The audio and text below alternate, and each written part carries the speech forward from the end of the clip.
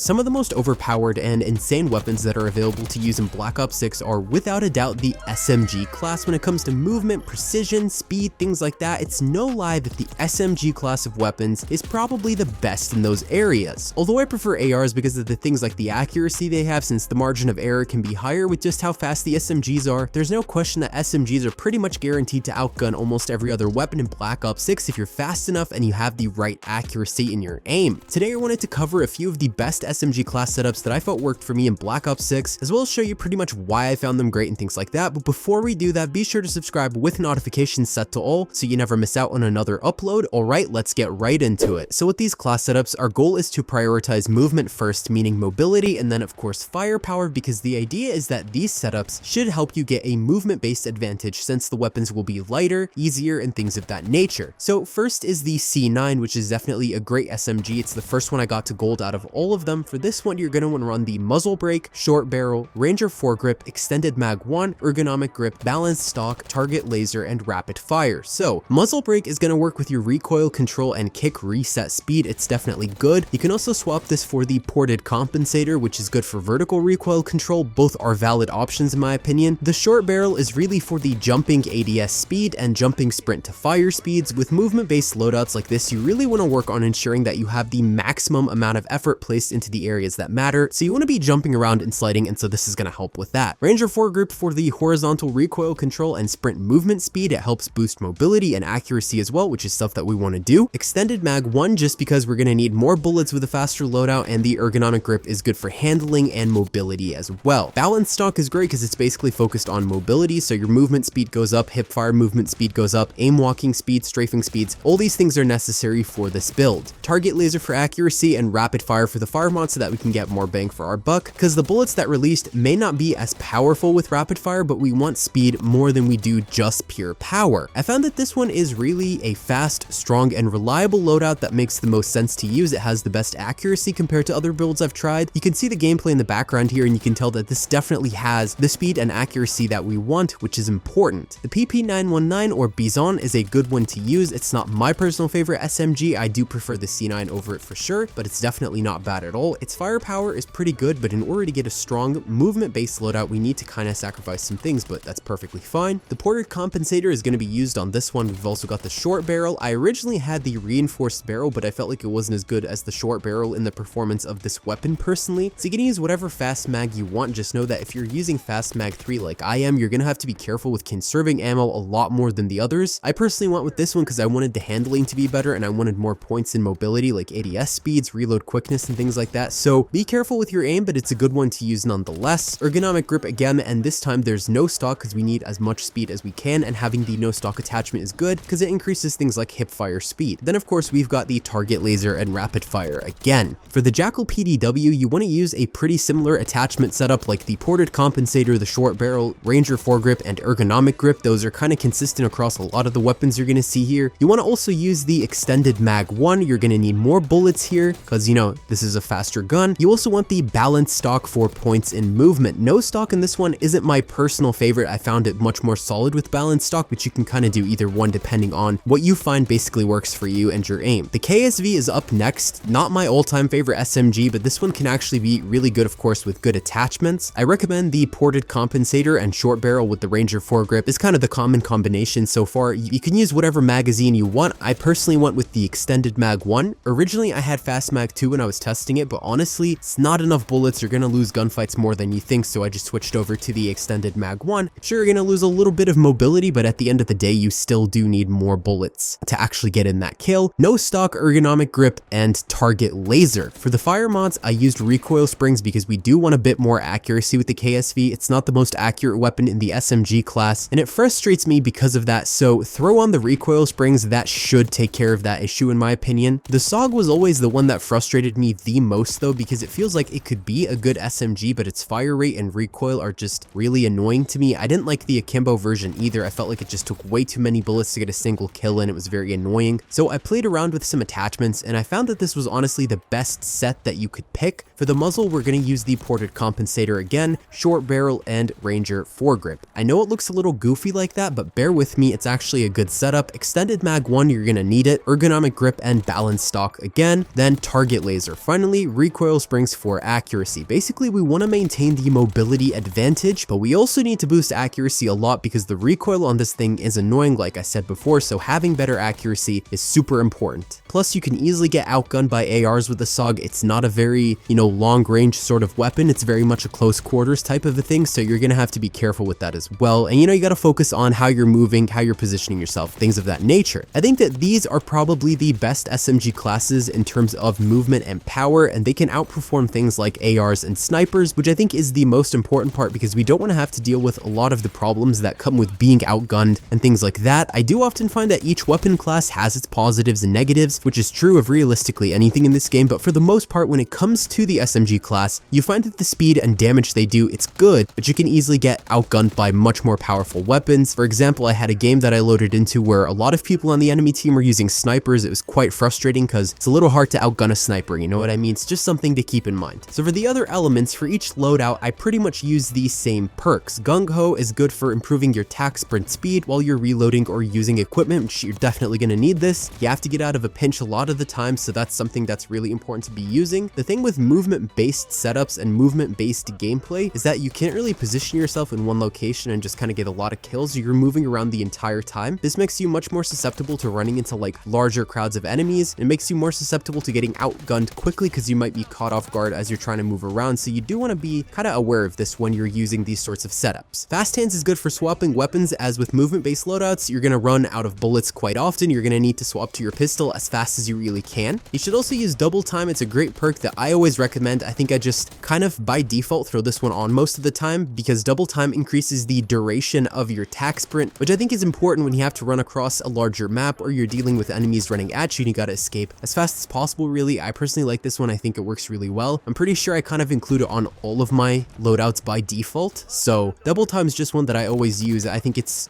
kind of a staple perk in my opinion. For all of them, you're gonna have to use the gunfighter wildcard because we are using a good number of attachments. I mean, if you want to use something with less attachments, you're gonna find it a bit harder to deal with being outgunned, so stick with gunfighter in these loadouts. That's my recommendation. If you're trying to prestige, make sure that you get gunfighter wildcard as one of your permanent unlocks. That and perk grade are the two wildcards that I think are the most valuable. They're the only ones I use basically in this game. So I know there's a lot of other wildcards. I don't really pay attention to them. These two are the most important. So be sure that you actually get those with your permanent unlocks. If you're prestiging, if you're not, then you don't have to worry about that stuff. You can use whatever pistol you want. I prefer the Grakova. I think that's how it's pronounced. Some like the 9mm PM. I just have some of these things here because I'm grinding camos on them or things like that. But for the most part, if I was just to pick a pistol that I was going to use as a staple, it would be the Grakova. Melee is whatever you want. It's totally up to your preferences. I use the knife most of the time because I like it. You can equip whatever it is that you prefer. I feel like the knife is the best for mobility. The drill is not too bad. The baseball bat, I haven't really tried it to tell you the truth much. I've been more like focused on the guns and then I was going to do melee. But in any case, the knife just for me, gameplay wise, has been my favorite so far of the melee options. Then for the tactical stim shot, always. I prefer the stim over the others. It was one of my first permanent unlocks. I think it's the best and it helps you stay more competitive because you'll be able to regenerate your health and then get back into the fight right away. I then use the frag or semtex, whatever lethal you want. Honestly, this one doesn't really matter. I usually just like chuck these halfway across the map or into a room anyways. So just pick the thing that you like the most. Semtex is pretty good for movement based gameplay because when you're running and gunning a lot, semtex can stick to someone, the rest is history. The frag though, I feel like is just kind of the one that I always just by default use because like for example, in Nuketown, it's like the first thing I do is just like lob a grenade. You might get a kill out of that. You never know. At the end of the day, these are recommendations. And if you find that you do better with something else, then you can go ahead and do that. I personally just prefer these perks the most. The same thing goes for the loadouts. Of course, if there's an attachment that you feel like maybe it's just not working for you or you swapped it with a different attachment, you felt like your performance got better, go ahead. Again, these are like baseline recommendations. I always say that you go with what you prefer and build off of, guides that you find online. That's my recommendation again, of course. Thanks for watching. If you enjoyed that video, be sure to leave a like, share, and subscribe with notifications set to all so you never miss out on another upload. Comment below if you tried any of these out or if you have different loadouts. And yeah, that's all for today, folks.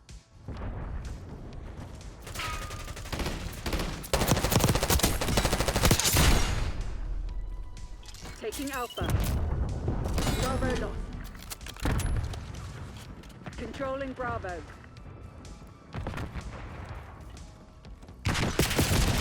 Hostile.